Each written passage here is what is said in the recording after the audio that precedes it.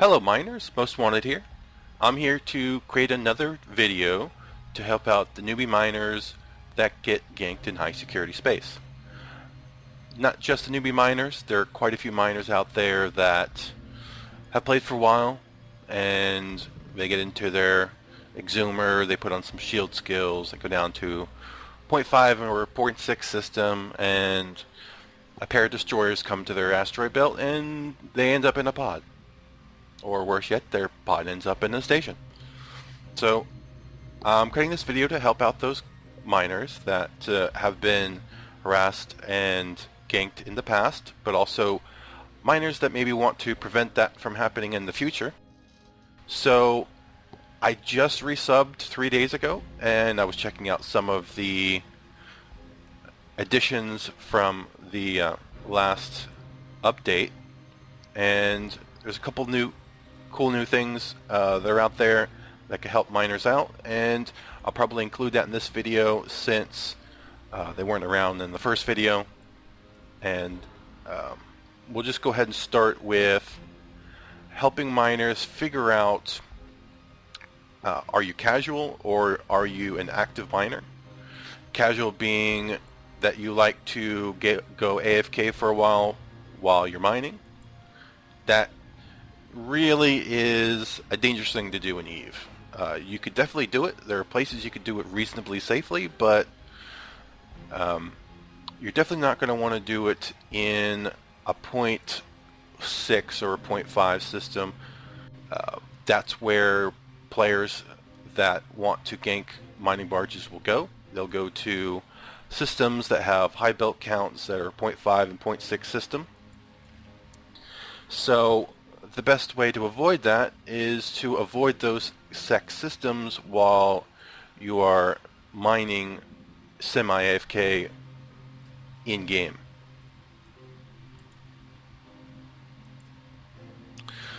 But what that means is you won't necessarily be mining the best ores in the game. You'll be stuck with this graph here shows you all the 4 regions in the game, and only ores that are in the direction of that region's marker, so Amar, Caldari, Galante, Minotaur, those are going to be ores you'll find in regions owned by that faction.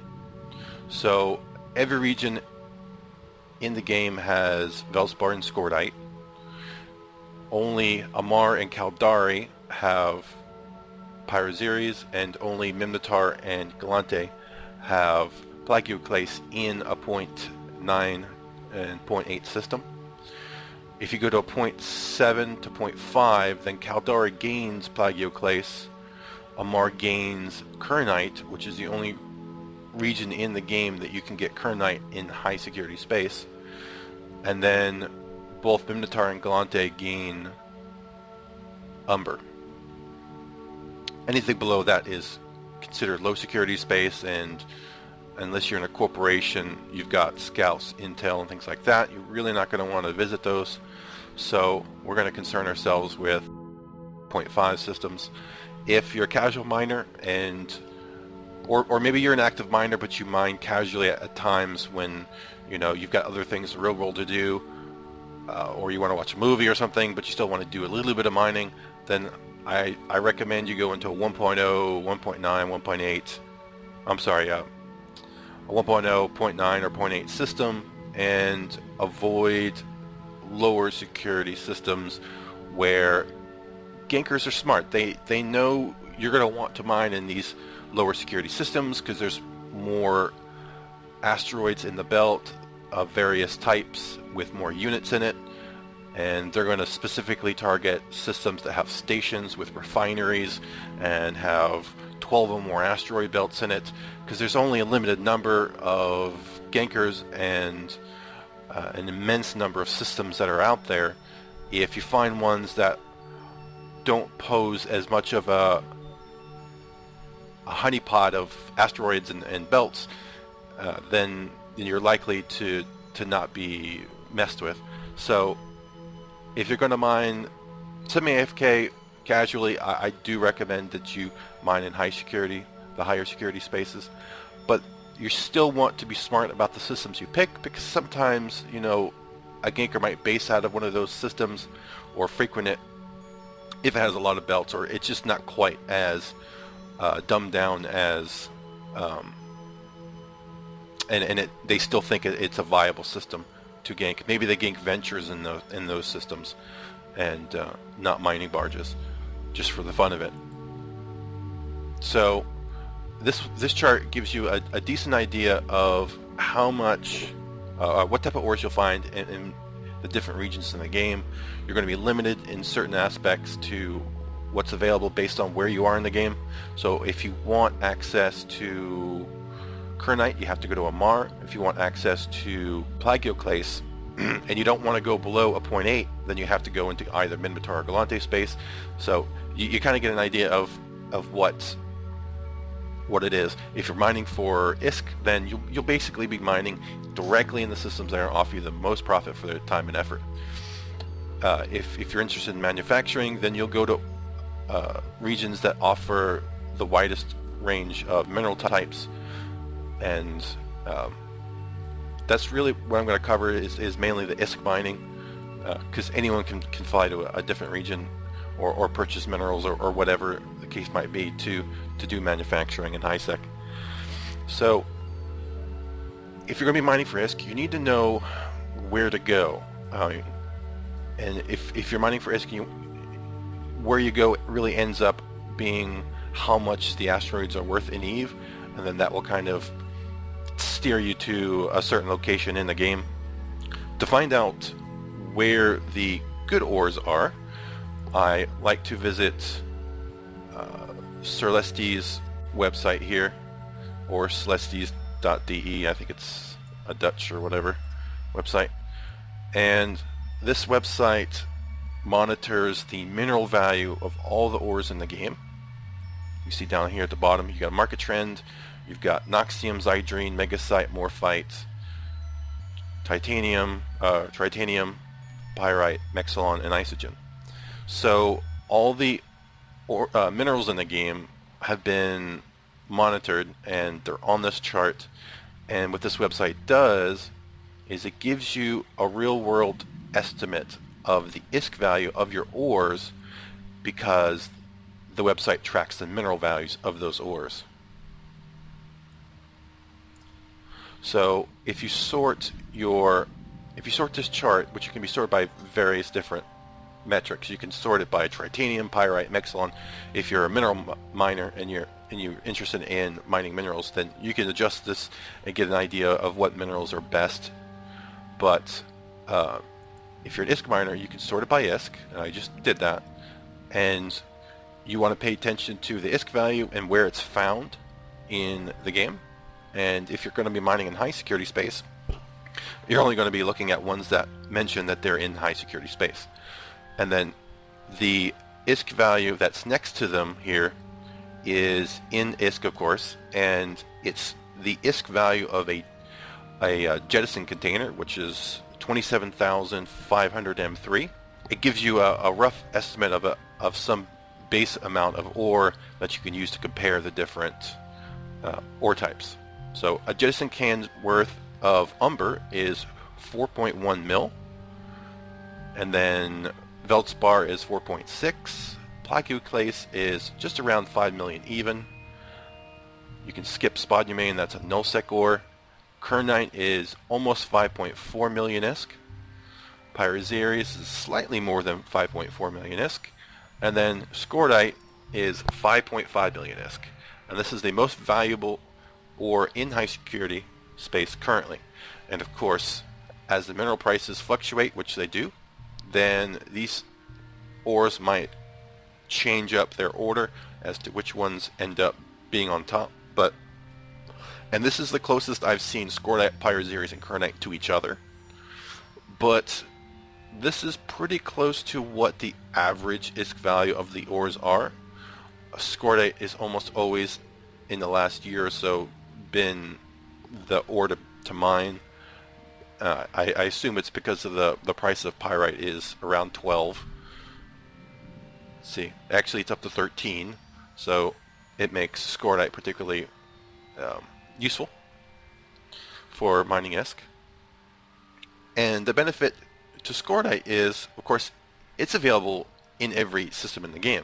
So the benefit is if you're going to be an AFK miner, a casual miner, then you could mine in any system in the game and you would be able to find Scordite in it. If you wanted to also mine, the more high-end ores that are in that system, the more ore types, then the more percentage of the asteroid belt that you're going to be able to mine for a decent profit. If you go into a 1.0 system, it's only going to be Veldspar and Scordite. The units are going to be small, the number of asteroids are going to be small, and you're only going to be mining a small percentage of it. Probably less than a quarter of the asteroid belts, asteroids are going to be Scordite. But if you go into a system that has Scordite, Veldspar, and Pyroxeres, then you could mine Scordite and Pyroxeres, and it would probably be almost 50% of the asteroids in the belt. Almost. Then if you go to a system that also has Kernite in it, then you're going to be mining more than the average, more than 50% of the asteroid belt. You could still skip Veldspar if you wanted to, and since Scordite, Pyroxeres, and Kernite are all roughly around the same price, then there's no point not. The key would be, if you're interested in earning ISK, is you want to find a system that has both Scordite, Pyroxeres, and Kernite in it within the same system, within the same asteroid belt, so that there are more asteroids that you can fly to and mine in the same asteroid belt without needing to belt hop from belt to belt. Also, that'll mean you could go into a system that has fewer asteroid belts because you're going to be mining a larger percentage of that asteroid belt. Rather than just cherry picking one or two ores, you can pick 3 of the 4 ores out of the asteroid belt. Of course, you can always mine Veldspar, like I said, but more ores, more profit, because the less time you're going to be spending hopping around. If you're interested in ISK mining, a system that holds Scordite is definitely worth mining, which is every system in the game. Pyroxeres even better, and then even better again is if it contains Kernite. So let's go back to the Royd chart here. Scordite's in the center 1.0. If you want to go into a 0.9 or a 0.8, then you would be going to a Mar or Caldari space, and you could, casually mine in there. If you wanted to take a bit more risk, then you could go into a Mar region only, and you could mine Kernite. 0.5 to 0.7 systems will have 3 different ore types, roughly the same price, roughly about 5 million per jet can, and they're all more valuable than the other high-sec ores. So you'll be able to pick a system will offer you the most ISK for your time and effort. So now we roughly know casual miners, you kind of want to stay in 0.8 or higher. You're probably going to want to be in the Mar or Caldari space based on the mineral market currently. And you'll want to pick systems .lan here, give you an idea where I'm talking about. So you want to pick systems, let's go to domain, it works pretty well. You want to pick systems that have the high security, so you want to be in a 0.8 or higher, and you want to pick systems that have stations that refine if you want to be lazy, which most of us do. This is domain, it's the largest region in the game. All the station icons that have a red triangle on the top, those are ones that have refineries in them. So you want to balance between the security level of the system, and just by tabbing down security you can find out what the security levels of the systems are. So you want to look for a pocket of systems because you're likely going to be mining in a system that doesn't have a whole buttload of asteroid belts in them. And let's take a look here. Alright, there's this large, up in this area here, there's 1, 2, 3, 4, 5 systems. All of them have stations with a refinery. They're all 0.8 and 0.9 systems. And they're a constellation that is not on an autopilot route from anywhere to anywhere. So that could be a really nice place to go if you want to mine casually. And there are systems like this all over the game. There are constellations down here on the right. There's another set. Not every one of the systems has a station with refining, but there are quite a few stations in the system, in the constellation. Let's see, is there another spot in this region? I mean, you're asking for a lot. You're asking for 0.8 or higher, and a constellation that's kind of separate. You might not get a whole constellation. You might just get like 2 or 3 systems, or you might just get a single dead end. As long as it's got enough asteroid belts to keep you happy, then that would probably be okay too. Let's see. There's nothing more than like a single system in this particular region, but there are a lot of regions under Amar. It's the biggest faction space in the game. They have tons and tons of regions. So now let's look at this constellation up here. So we know they all have stations with refineries. They're all 0.8 or higher. If we go down to, of course, we'll be interested in the belts. So let's see, we've got 4, 5, 14, 11, and 4. So you might not think, well, I'm not going to mine in a system that only has 4 belts in it, but if the system isn't active, they're not people that visit that system, then the number of asteroids, not number of asteroids, the number of units in those asteroids are going to be pretty large. So it's definitely worth trying the system. If it hasn't been mined in, I think, a week, then the asteroids are up to full quantities. Or you could primarily set up in this 11 belt system or the 14 belt system, and then casually mine those other systems that surround them. The reason why you want to pick systems that aren't necessarily that are separate from the rest is you want to avoid false positives or false detections of hostiles or would-be hostiles that are just traveling through the system. If they're just traveling through the system and you want to avoid them and you're going to warp out as soon as they enter the system, then you want to pick systems that are less traveled. And they're going to be less traveled because they're not on the route to somewhere.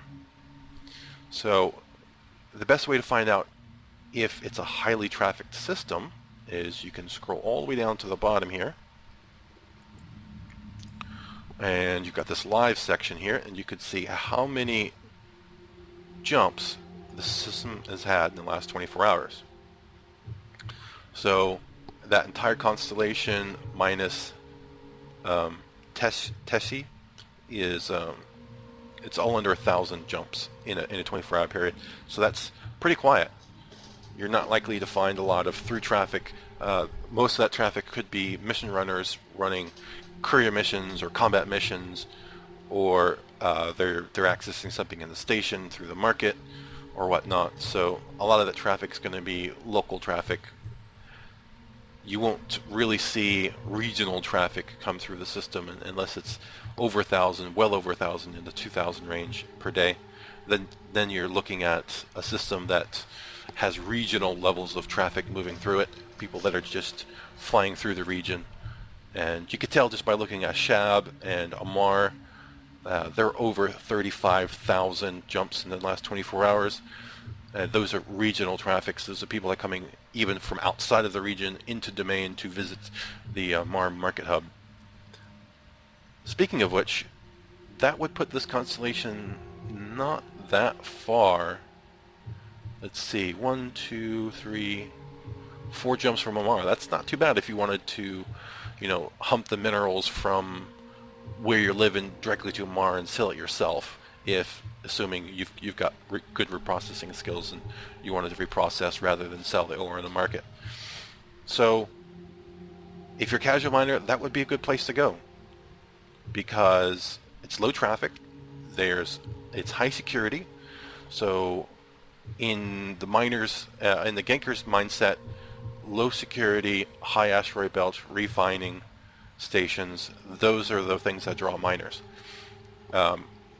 It still may get frequented by the gankers, but it won't be frequented very often. If you're going to go seriously FK and you're seriously paranoid, then you might want to pick a station that doesn't have a refinery, a system that has stations without refineries, or maybe even a system without a station at all, if you're willing to take the effort to move the ore that you've mined across a Stargate into a new, and then, into a system with a station. Then those are going to be the absolutely least trafficked, or at least visited systems by those that might want to gank. So that gives you an idea, if you're a casual miner, where to go. So you know how much the what ores are worth the most amount of ISK, what region to go to, and then what kind of system you want to look for. So you guys are pretty much set, but I'm going to switch gears here and start talking about those that are willing to take the time and effort and protect themselves so they can mine in systems that maybe offer a little bit more ISK for their effort. And what that means is they're going to be spending less time hopping from belt to belt, system to system. They'll be able to find systems with higher belt counts that'll be able to mine more ore of different types in the same asteroid belts, and those asteroids will have more units, but they won't necessarily be able to make more ISK per hour. It's more almost like a convenience factor. They spend less time belt hopping and system hopping. So for those that are willing to mine actively and they want to be proactive in defending themselves, then you're going to go along the same lines as we did for the casual miners, but you're going to be looking at systems, high belt count, in a 0.5 or 6 system with a refinery in it. And those are going to be the systems you're going to target instead of the systems that we were looking at, which were, the security was higher and we weren't necessarily looking for a belt count. It was more of a secondary priority to the high security systems. So Domain is also Amar, and it's also the system that will give you 3 ore types, so it's not a bad area anywhere inside of Amar space. And Amar has a couple sub-factions, like the Korzor and the Kador regions, and Tashmurkon, and it's not just unlike Kaldari space, Galante, they have, and even Minmatar, they have like 3 regions to their name that carry their flag. Amar, they have more regions than the other factions do. Some of those extra regions, those sub-faction or regions are a bit smaller, but they're also less trafficked, and they border faction war space and nullsec, so it's pretty interesting places to be. So the other thing that you're going to do if you're a ISK miner and you're willing to take the risk is you want to add one more thing when you're looking up when you're looking for a system, and you want to look at is the number of ship kills in the last 24 hours, because ship kills are important. Alright, ship kills in the last 24 hours. So as you can see, our newbie region, very little to no. This Teshi has 2, but the rest of the regions, rest of the systems that we're looking at in that constellation were without ship kills. And then this constellation on the right also had no ship kills. So that gives you just an extra metric when you're a casual miner. Look for systems that don't have a lot of ship kills going on. And don't just pick Domain. There's a lot of regions. I'm sure gankers that watch this video may spend some time in those constellations because they think, well, they're casual miners in them now because they watch this video. Visit some of the other regions on this on .land and find constellations that are similar to this as far as the system requirements that you're looking for. And then for those that are willing to take the risk, then go ahead and add that extra metric to your search. Make sure you know how many ship kills have gone on in the last 24 hours so that you know where to draw the line. There's a lot of other things that we want that we want to watch for. A lot of people say you should, when you're out mining, you should scan for catalysts or scan for destroyers. It's a really good idea because destroyers are the most commonly used gank ships when it comes to ganking mining barges and exhumers. If you're going to put yourself in a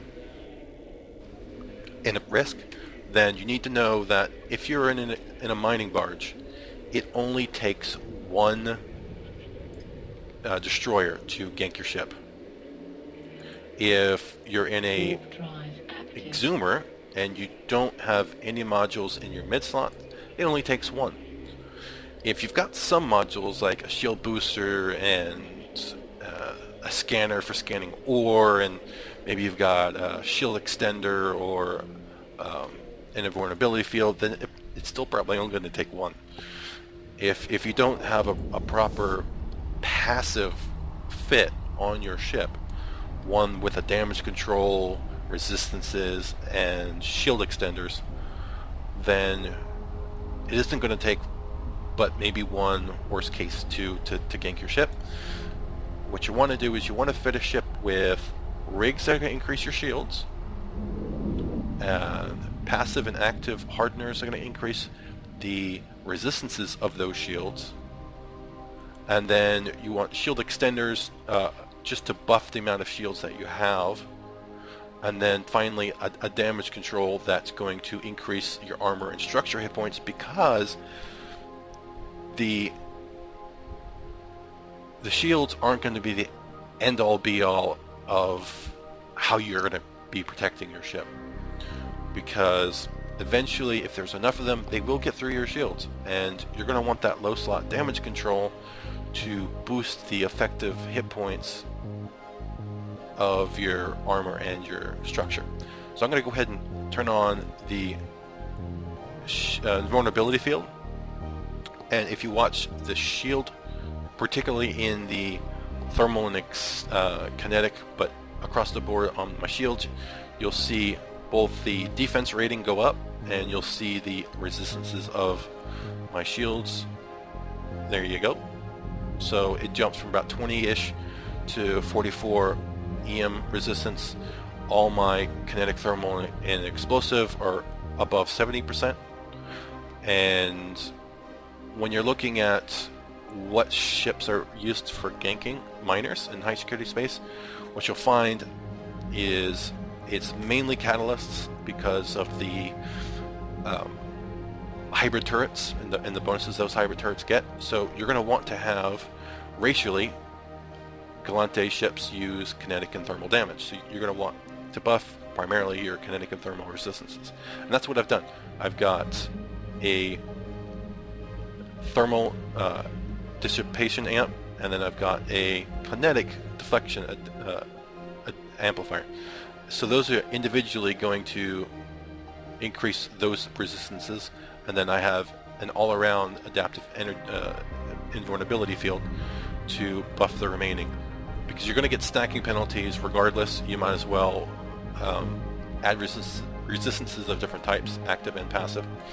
And then the damage control offers 13% across the board for shields, 15% for armor, and 60% for structure. And when I turn this on, you'll see both.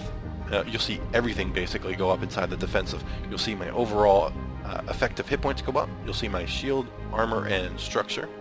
If you want, you can pause and replay the video just to see how much it does go up. But here you go.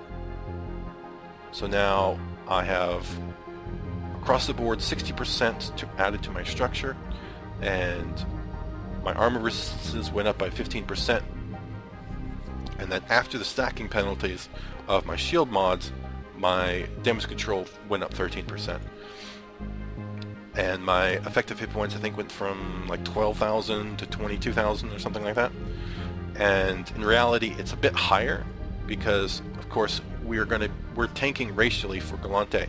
And racially for Galante, this fit is somewhere in the ballpark of about 35,000 effective hit points. So it's pretty good, pretty decent. It should take about 4.6 catalysts, and how you figure that is you assume you have to do some assumptions based on what a catalyst DPS can be, and I just assumed it was a max skilled catalyst pilot with Tech 2 mods, with implants that's the highest level implants that you can put into the catalyst pilot's head, and then assuming that they're overheating their guns with, you know, Tech 2 ammo. And that's somewhere in the ballpark of like 740 DPS, which is a lot. The average low SP, not maxed out, is going to be somewhere in the ballpark of like 500 and change. If they buy some low end like 3% implants, it get a bit higher. Tech 2 guns gets higher. Eventually, as they tech up, then it's going to go in the 700 DPS range. And at that highest level, 700 DPS, 700 and change DPS, I can tank 4.6. So what I could do is I could continue to mine even though one of them have entered my local, and just kind of continue mining. But be wary about them, know that they're in local, have my screens up, and be actively looking to make sure that they're not in a destroyer.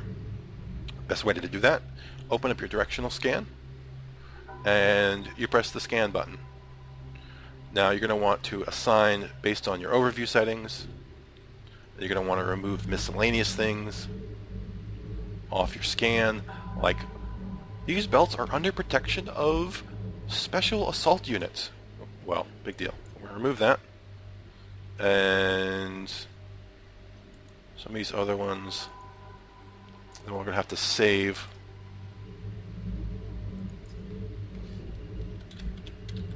Two. And just rescan.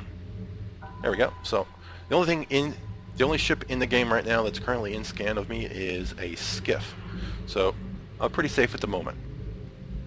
Now what you're also going to want to do though is knowing who's in your general area is a good thing to do, but you're also going to want to know when they enter your local.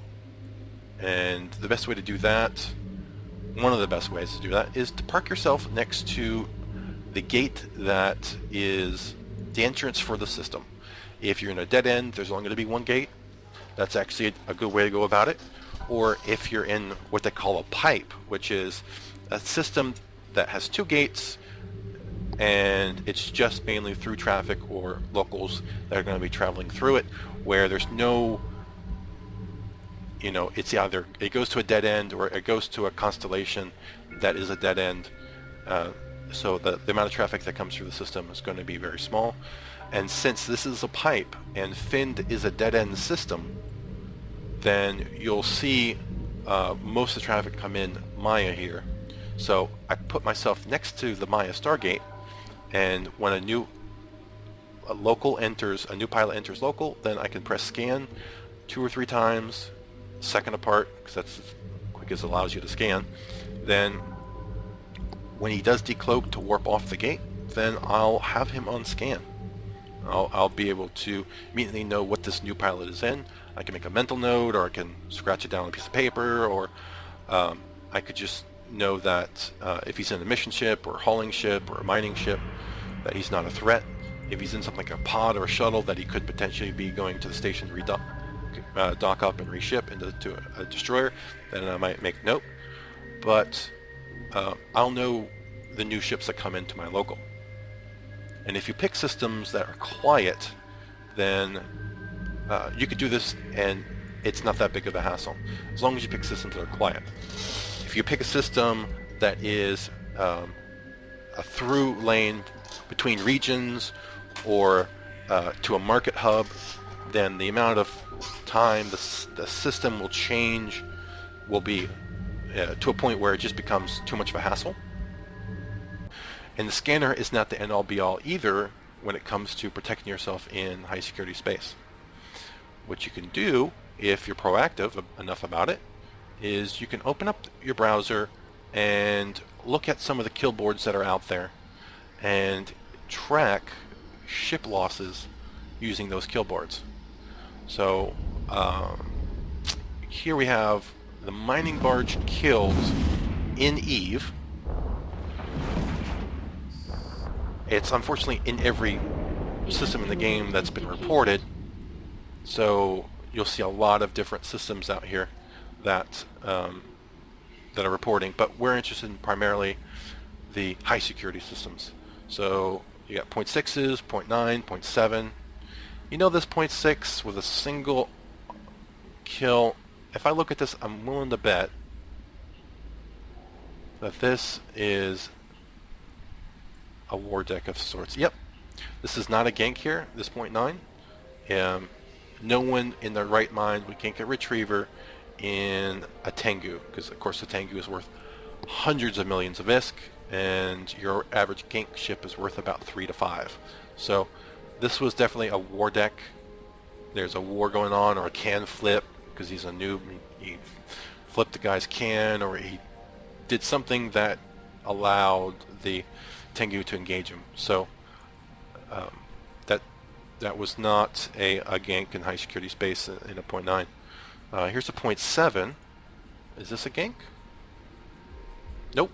That's a Talos. So that again is upper 100 million ISK range.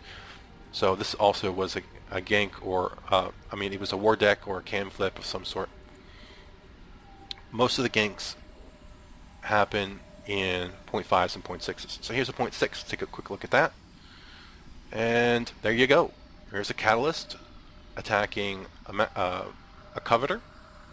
And the coveter had a survey scanner in the mid, and he had an overclocking unit so he can tech to his mining upgrades. So apparently his fitting skills aren't perfect, but he's working on it. I don't recommend using survey scanners. They aren't worth anything.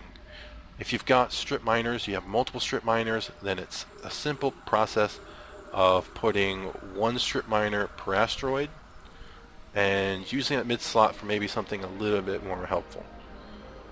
Let's see, let's just Pirate Series here. There's actually, if you're smart about it, let me open up a new.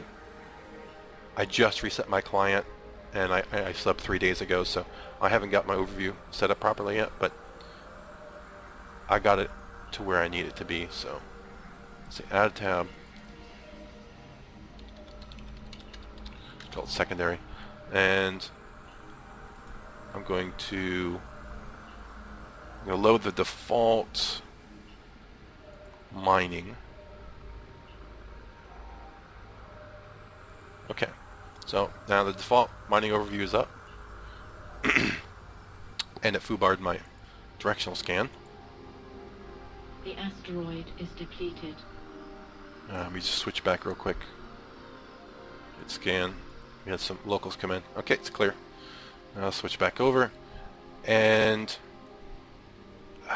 not a lot of people realize this, but the amount of ore that is in an asteroid affects the size of the asteroid. So asteroids have more units, or physically larger in the game. So you can add a column to to your overview here. Just make this over here. So you can add a column to your overview. Let's see here. I think it's under settings, and then this is the kind of the guts of the overview. You should probably get familiar with this, because you can use it to modify the how the overview is displayed. And if you click size, there we go. So now we've got the in-game size of all the asteroids. So if you get specific and you take it down to a single ore type, so let's get Velspor out of the way.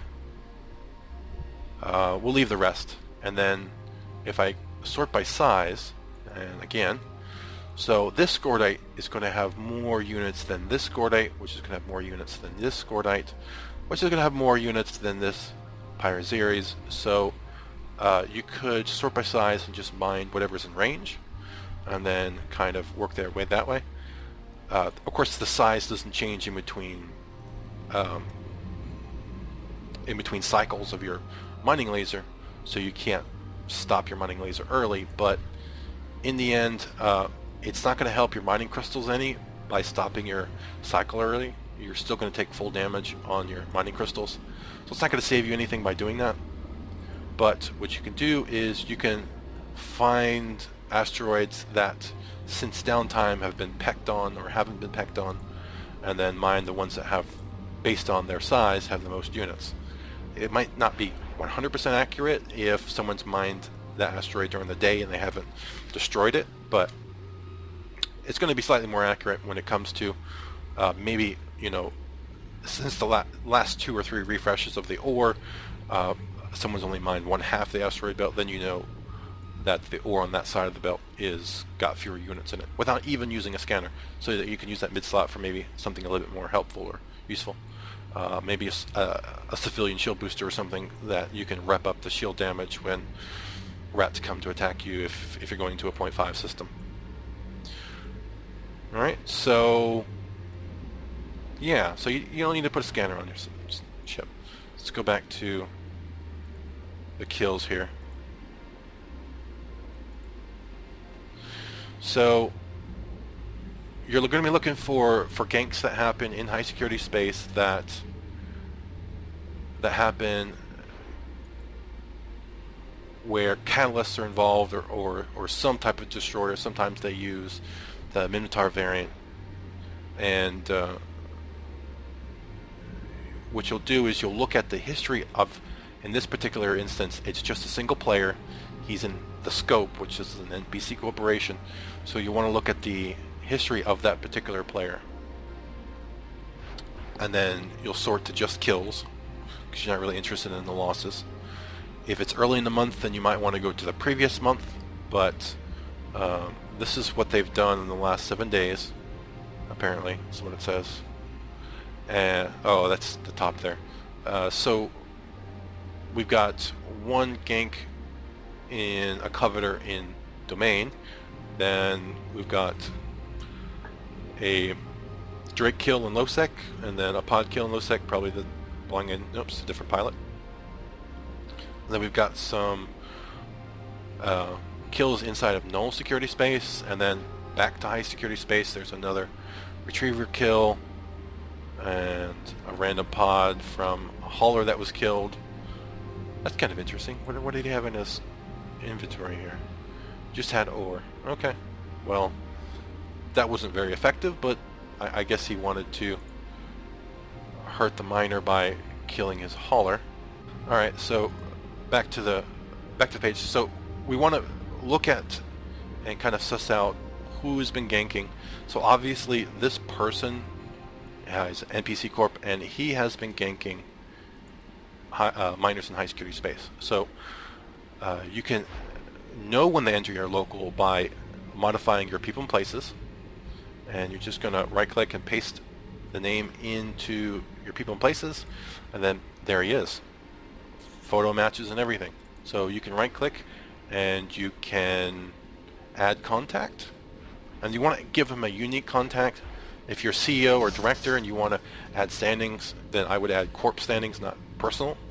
If you're a multi-boxer, it can be kind of annoying. You'll have to pick one character that you're going to bother to apply the standings to, otherwise it's just too much of a hassle. And then you can give him bad standing. Now, if he's a regular hostile and he visits your system often, then you can add it to watch list so that you know when he pops online. You can be worried about him, wary about him. So, but I'm just going to give him a regular -5 bad standing. He'll show up with an orange tag next to his name, and I'll just move on to the next, loss mail. And you could just continue on through the barge losses, and you want to focus if the player's in an alliance, then you want to you want to look to see if the alliance is heavily into ganking miners, and if it ends up being a corporation, you want to see, and he's not in an alliance, and you want to see if his corporation is on a whole doing the ganking. And If the alliance isn't doing the ganking, but a corporation alliance, maybe you just give standing to that corporation, and you'll just continue to look at the high security ganks and make note. Here's another one, so you can open up that corporation's name and sort by kills. You can see there's a couple in Molden Heath. Even though you might not be in that region might not be nearby, I would probably still add them to your standings. It's not very much though. It's 3 kills, but they're different corporations, so it's definitely not a war deck or something like that. So I would go ahead and copy the corporation's name right here at the top, copy, and then open up people and places again. Come on, there we go. My mouse is working now all of a sudden, not blinking as much. And then click search, and there's their corporation, add contact, bad standing, and there you go. When one of their members enter local, then you can figure out if they've done any ganking or not. And that's pretty much it. You'll rinse and repeat this process until you get a decent list of standings. You'll want to do this quite often. You'll want to do it whenever you're semi-AFK, or not semi-AFK, obviously. You want to do it when you're active, but the system isn't changing. There's not much going on. And if you note, we just had an orange enter local. I'm going to press scan a couple times. He's in a pod. Oh, he must have just ganked someone, or something else is going on. And if you notice, my local continues to get larger now. Now I can't fit everyone in local. Of course, I could make the window bigger, but there's something else you can do. You can come up here to this member list settings, and you can show compact member list. That kind of removes all the photographs, and you just get the list of the members. And this is going to increase the number of locals that you can keep track of on your window without being forced to scroll it. Another thing you could do, if you're not interested in the local chat, you're just interested in who is in local, and maybe you've got some other windows and you don't like this local taking a chunk of your screen up, then the neocom can be moved. You can align it to the right, and now all the buttons are still there, but they're on the right side of the screen. Now, it'll take a little while to get used to, but that's fine. I'm just going to monitor my scanner while he's in local. And then what this is going to allow you to do is you can pull your corp and other tabs out of the stack, and put them somewhere on the screen. And then what you can do is you can slide, you can minimize this all the way, and then you can slide all but the character names off the screen, and there you go. You can still have local up. It's not a pain in the butt. It's not using up a lot of screen space. If you've got an alt and you want to monitor the chat, but you don't want to waste screen space, then you could have a smaller window, same size as this corp window I have, that you could use in a stack of windows to monitor who's talking in local. If that's still not enough, then you can bring down the chat window, and then you can take the chat window off the screen, and then you can move your local all the way up to the top of the screen. And that's going to be the maximum number of members in local that you can possibly monitor in one screen.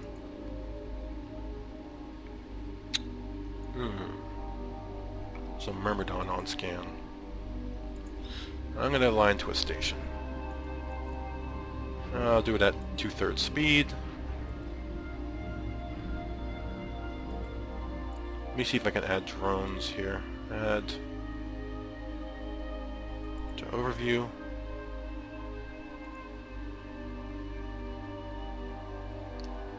Refresh again. Alright, so my hobgoblins are out. The asteroid is depleted. I think he's got drones out, so I think he's actively in a mission right now. I wish I'd added drones before. Like I said, I just kind of reset. So the skiff probably has some drones out, but there's obviously more drones out right now. Oh, and he's off scan. Okay. So just me and the skiff now. And that hostile just left local. So either the hostile was in the...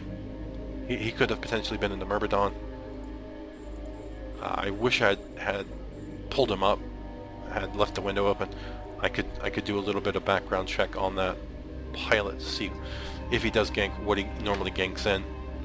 So that's kind of helpful. It usually is destroyers, but you never know. They might go with something bigger if the target they are trying to gank has a tankier ship. But normally it ends up being a destroyer. They'll just add more destroyers to the attack if it ends up being that their target has more tank than they expect.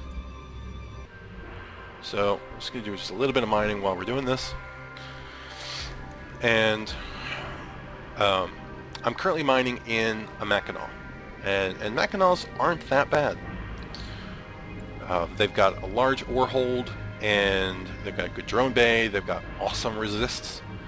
Not as good as a skiff as far as effective hit points, but we mine a little bit more than a skiff, so we're pretty decently set up. But what people don't really realize, it's not really well known, is a Procure, which is the lowest level mining barge. It has the lowest yield in the game as far as mining barges and zoomers go. The skiff can mine more than a Procure, but a Retriever, which is way cheaper than a skiff, can mine more than the skiff. So if you're interested in Tech 2 ships, but you want to be really super tanky, then you would buy a skiff, but you would make less ISK per hour than a Retriever pilot, assuming the Retriever pilot has all the skills and support skills to Tech 2 fit that Retriever. It's a little bit more difficult to do than Tech 2 fitting a skiff or a Mackinac, but because the fittings are higher, the fitting requirements are easier to work with. But if you can Tech 2 fit a Retriever, then your yields are going to be higher than in a skiff. If you're in a Mackinac, then your yield's going to be higher than a Retriever. That's kind of obvious, but a Covetor can mine more in an hour than a Mackinac. And that's pretty important because the price difference between a Mackinac and a Covetor is huge. A Covetor is 30 mil-ish, depending on, and of course you can build your own using BPCs that you can purchase off the market, and you can replace your own ships. If you buy a Mackinac and you can't properly insure it, you can't build it yourself unless you go to the market, you buy a BPC, and you buy all the minerals, but also all of the Tech 2. Well, you can mine the minerals yourself, at least most of them, but you can't gather the Tech 2 components that are required for the ship. So you're really stuck with a lot of outlay when you lose a Mackinac because the insurance just can't cover it. Insurance can almost, I think something like 70% of the cost can cover a Covetor, and a Covetor mines faster. The downside to the Covetor is the Covetor has a very small ore hold. It's a fleet ship. It's the Tech 1 variant of the Hulk. The Hulk is now considered a fleet ship. It doesn't have a very large ore hold. I think it's the smallest out of the mining barges and exhumers. So the Covetor variants are really not going to have large cargo holds.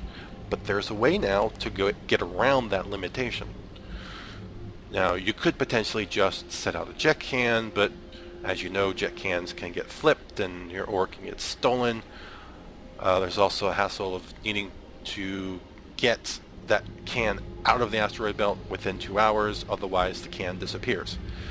So solo mining, a Covetor has its problems, but they've added these wonderful, awesome mobile tractor units, and you buy them. They're about 5 mil in a market hub. They only use 100 M3 of your ship's cargo hold, not the ore hold, your cargo hold. So you can carry a few of these along with your mining crystals, and then you just right click and you launch for self. Now that 100 M3 of your cargo hold is now turned into a mobile tractor unit, or it can be used to carry a mobile tractor unit, and now you have 27,000 M3 floating in space. It's just like a jet can minus 500 M3 that can be that can stay in space for 2 full days, and it can't be flipped. They can't take anything out of it, and if you jettison ore, like, let me go to my ore hold, select all this, I can jettison it, click yes. You don't have to be right next to this tractor unit in order to be able to place anything in it. And actually, I don't think you can place anything directly into it. It can only scoop up cans and then place the ore from the cans directly into it by itself. So if I open it up again, here's the mobile tracking unit. It scooped up the ore that I jettisoned into space, and it's now sitting inside the mobile tracking unit. So I can extend the ore hold of my exhumer or mining barge by 27,000 M3 just by carrying 100 M3 mobile tracking unit. It can be destroyed, but they have to go against Concord to destroy it. So a jet can is worth about 5 million ISK. So this mobile tracking unit is going to have about 5 million ISK in ore, and it's going to be worth about 5 million ISK to replace it. So I don't see a lot of gankers looking to gank mobile tractor units. I mean, they could if they really wanted to ruin your day, but I mean, 5 million ISK versus the cost of a Mackinac. I would rather be sitting in a coveter with multiple tractor units in my cargo hold, jettisoning them out, let them get full, move to another asteroid belt, jettison them out, let it get full, rinse and repeat. As soon as I got all my tractor units out and they're all full, then you can switch to a hauler and then just go empty all the tractor units and then call it a day. Or, you know, rinse and repeat. You pick up the mobile tractor units, or you go back to those belts that the tractor unit's already in. The tractor units can tractor up to 125 kilometers, so there isn't an asteroid I could be sitting next to that this guy couldn't scoop the jettison can that I would jettison. So he's going to cover the entire asteroid belt. Just remember, you have to come by every 2 days to pick it back up, and you can immediately drop it back down if you want. Or you could just pick it up at the end of the day. You can place these out with haulers as well, of course. You could place one in every asteroid belt as long as you're willing to refresh them by picking them up and putting them back down again. You could do that in anything that has a 100 M3 cargo hold. You can do it in a you can't do it in a shuttle, but you can do it just by any frigate in the game can carry one of these. If not, you can throw a cargo expander on that frigate, and then you can just come by, pick them up, put them back down again. So I don't recommend at this point that anyone mines in a Mackinac in high security space, because it simply is not worth it. You can let yourself mine in a coveter. It's insurable. You can rebuild it yourself. And with mobile tracking units, there is no reason solo to mine in anything other than a coveter in high security space. Just don't do it, because the cost of replacing the Mackinac is just too high. Use mobile tracking units with a coveter, and you're going to save yourself a lot of grief. That being said, you know, you don't want to throw away the coveter by AFK mining or casually mining. So let's see, just open my ore hold because it's probably got some stuff in it. There you go. So I'm going to jettison again, and this is probably going to be it's going to take more space than I have.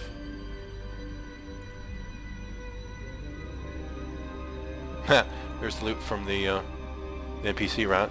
And you see it just pulled in the cargo container, and boom, it scooped the container, and it's all now sitting in my mobile tractor unit that I can come by later, and I can haul away the ore that's inside it, and I can scoop the tracking unit, and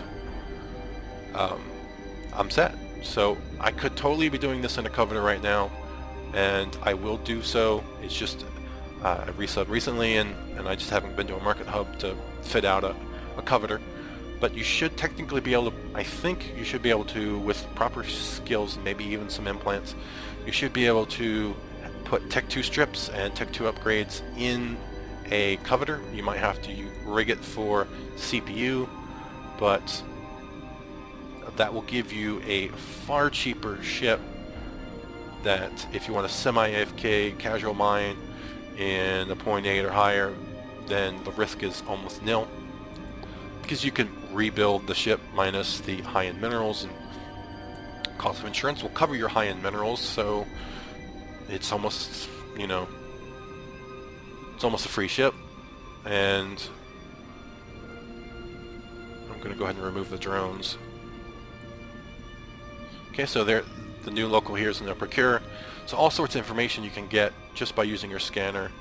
Also using this website, if a hostile does enter local, then you can look up his PvP history just by copying his name and pasting it inside the window, because not every pilot inside, if you set standing to alliance, not every pilot is PvP oriented. That would be in the alliance. Maybe he's just purely a miner, he just happens to be in a corp that's involved in ganking. So you want to kind of figure out what you know, kind of status that pilot is. Is he industry or is he PvP? So I mean, that's about it. I think I went over fitting. Yeah, I went over fitting. If you're gonna go Tech 2, but I don't see any real reason. Just buy yourself some coveter BPCs, mine the mins, buy the mins you can't mine in a market hub, build yourself some coveters, buy yourself, or you could buy mobile tractor BPCs, I guess, or buy the BPO, or you could just buy the tractor units off the market. Asteroid is depleted. Make sure you have a hauler and just haul your ores from the tractor units. So thanks for watching. I hope this was helpful and enlightening. You learned something, and either you're interested in taking a little bit more risk, or now you know where you can mine casually without the risk of being ganked.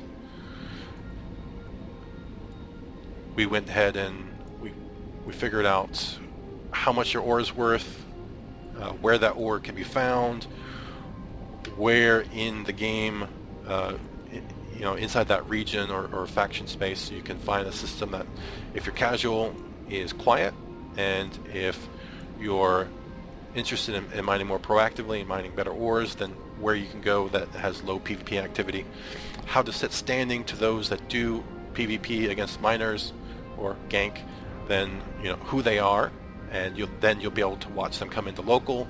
You'll be able to run your scanner to find out what ships they're in.